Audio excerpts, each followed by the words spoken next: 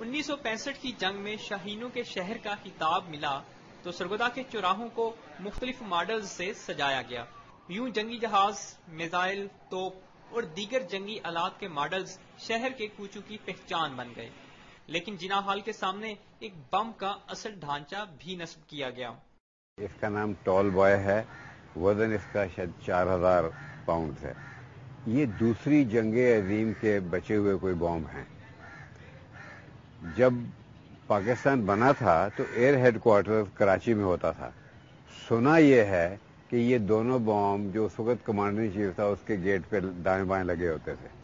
سڑک کنارے پڑا یہ ادھورا بم اسی ٹال بوائے کا بچ جانے والا حصہ ہے، جسے 6 ماہ سے انتظامیہ نے سڑک کنارے گلنے سڑنے کے لیے پھینک دیا ہے، لیکن شہری اس سے ہرگز خوش نہیں۔ ہلال استقلال کے پرچم عطا کرنے کے فوراً بعد یہاں پر ایک ٹال بوائے بم لگایا گیا۔ یہ بم اس لیے لگایا گیا کہ اہل سرگودا نے بھارتی طیاروں کو تو تباہ کیا، لیکن اس کی حدود میں کوئی بم نہ گرا۔ برطانوی ساخت کے 30 فٹ لمبے بم کا 15 فٹ لمبا حصہ کوئی لے اڑا ہے، جبکہ اس کا ڈھانچہ کوڑا کرکٹ پھینکنے کے لیے استعمال کیا جا رہا ہے اور اشتہارات نے اس کی پہچان ہی بدل کے رکھ دی ہے۔